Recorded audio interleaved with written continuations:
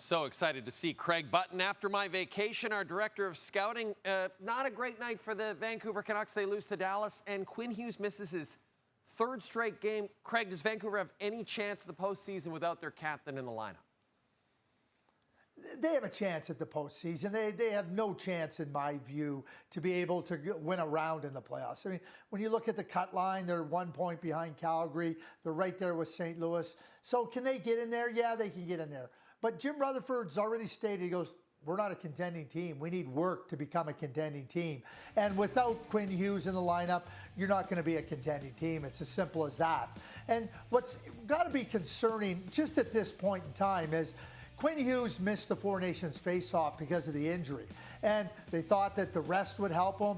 You know, didn't come right back and play, but when he did, wasn't able to continue on. And so now you're looking at a situation with Quinn Hughes being out of the lineup, their best player, not even close, their leading scorer. And when you consider just the tightness for that last spot in the Western Conference, yeah, they can make it, but they're not going to be a threat in the playoffs. This has been a precipitous downfall for the Vancouver Canucks this year after a fantastic season last year. And offensively, they're one of the poorest teams in the NHL. The injury to Quinn Hughes, the injury to Thatcher Demko, it just hasn't been able to give them any sense of stability, any sense of what you would call consistency in their play, and it's harmed them.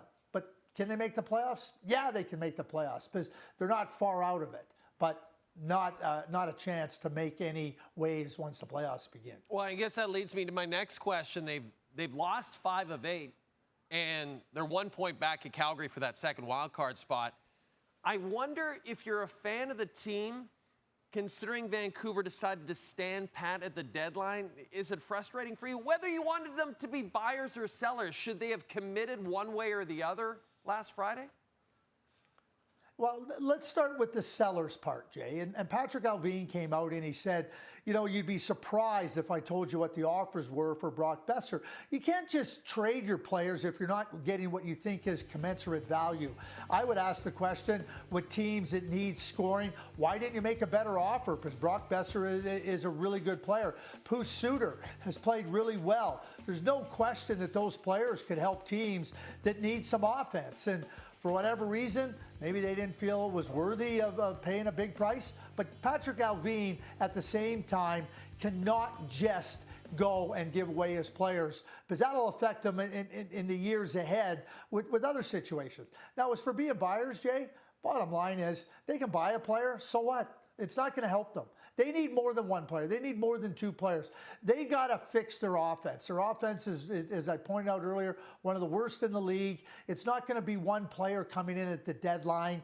You know, they're right on the cut line for the playoffs. Could they make it? Yes. Could they miss it? Yes. But I don't think they were in a buying situation. I think they were saying, hey, if we make it, great. If we don't, they know the work ahead of them. And the work ahead of them is pretty significant, because when you think about where they found themselves last year at this time and where they are now at this point this year, really disappointing for not only the Vancouver Canucks, but for their fan base. Yeah, tough for the fan base. As for the Winnipeg Jets fan base, you know, not a great road trip. They finish it 2-2, and after the deadline settles down, those top 3 teams in the Central, Dallas, Colorado, Winnipeg. Winnipeg, the least active probably, though I love the Luke Schenn addition. I absolutely love that. But how do you think these 3 rosters now stack up post-deadline additions, Craig?